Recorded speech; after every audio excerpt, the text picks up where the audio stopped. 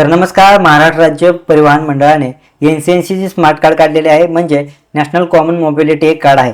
तर राज्यातील सर्वच म्हणजे महाराष्ट्रातील सर्वच प्रवाशांना हे आता अनिवार्य केलेले आहे. त्याचबरोबर मागील देखील व्हिडिओमध्ये मी तुम्हाला सांगितलं होतं सर्व ट्रिप्स म्हणजे लागणारे डॉक्युमेंटरी असो किंवा हा अर्ज कुठं करायचा, मी देखील मागील व्हिडिओमध्ये तुम्हाला सांगितलं होतं. परंतु भरपूर साऱ्यांचा मला मेसेज आले होते की अद्याप अजून काही गोष्टी राहिलेल्या आहेत, त्याचबरोबर काही अपडेट देखील आलेला आहे. किंवा तुम्ही प्रायव्हेट सेक्टरमध्ये हे कार्ड काढत असाल तर तुम्हाला प्रथमतः थांबायचे आहे.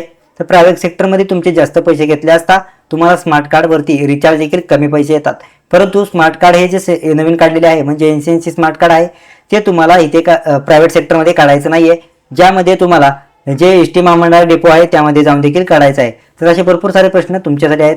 तर चला तर आपल्या व्हिडिओच्या माध्यमातून जाणून घेणार आहोत. बरोबर महिला सन्मान योजना त्याचबरोबर ज्येष्ठ नागरिक या सर्व योजनेच्या अंतर्गत किंवा या सर्वांनाच या एनसीएनसी स्मार्ट कार्डचा लाभ घेतला येणार आहे. त्याचबरोबर एनसीएनसी स्मार्ट कार्ड सर्वच प्रवाशांना अनिवार्य केले आहे. उदाहरणार्थ ज्यांचे वय 60 पेक्षा जास्त आहे, वयोवृद्ध आहेत, ज्येष्ठ नागरिक आहेत, त्यांच्यासाठी हे स्मार्ट कार्ड काढणे खूपच गरजेचं आहे. त्याचबरोबर हे जे स्मार्ट कार्ड आहे ते तुम्हाला प्रायव्हेट सेक्टरमध्ये काढणे खूपच गरजेचे नाहीये. म्हणजे तुम्ही जर प्रायव्हेट सेक्टरमध्ये काढत असाल तर तुमच्या तिकडून जास्त पैसे घेतले जातात.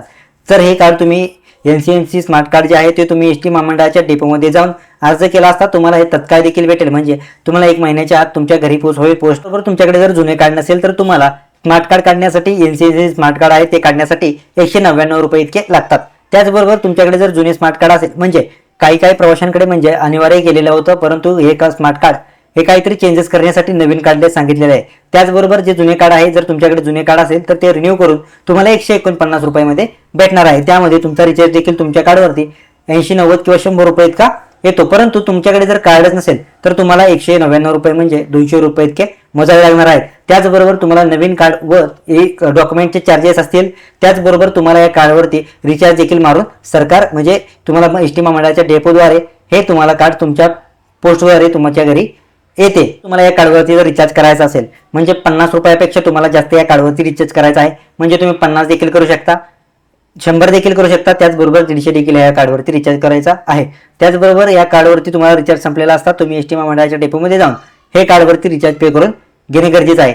कारण एसटी महामंडळाने अजून यांचे जे अधिकृत पोर्टल आहे ज्यामध्ये लिंक असते आणि लिंकद्वारे तुम्ही या योजनेच्या अंतर्गत त्याचबरोबर ह्या एसटी महामंडळाने तुम्हाला एक अधिकृत लिंक देखील बनवायचं चालू आहे. जेव्हा लिंक येईल तेव्हा मी तुमच्यापर्यंत पोहोचवतो. परंतु ही जी लिंक यायच्या आधी तुम्हाला एसटी महामंडळामध्ये डेपोमध्ये जाऊन तुम्हाला हे स्मार्ट कार्डवरती पेमेंट करणं खूपच गरजेचं आहे. कार्ड लिंक करून घेणे देखील गरजेचं आहे. आणि 75 वर्षाचे ज्येष्ठ नागरिक आहेत, 85 वर्षाचे ज्येष्ठ नागरिक आहेत त्यांना सवलत आहे. म्हणजे त्यांना 1 रुपया न देता किंवा स्मार्ट कार्डसाठी पहिले जे त्यांची फॉर्म फी असेल तेच फक्त घेतली जाणार आहे. त्याचबरोबर योजनेच्या अंतर्गत शालेय विद्यार्थी जर तुम्ही असाल तर तुम्हाला आयडेंटिटी कार्ड असणे गरजेचं आहे. त्याचबरोबर तुम्ही दिव्यांग जर असाल तुम्हाला UDID कार्ड असणे गरजेचं आहे. म्हणजे हे 2 देखील असणे तुमच्यासाठी महत्त्वपूर्ण आहे, ज्याच्यावरती तुम्हाला लाभ येईल. मागील देखील मी व्हिडिओ बनवला होता, त्यात देखील मी तुम्हाला सांगितले होतं सर्व अपडेट. परंतु एनसीएनसी स्मार्ट कार्डमध्ये काही चेंजेस झाले आहेत. त्याचबरोबर फ्रॉड देखील होतात. ह्या फ्रॉड्समध्ये शेतकऱ्यांचे किंवा जे प्रवासी आहेत त्यांचे सारे नुकसान झालेले आहे.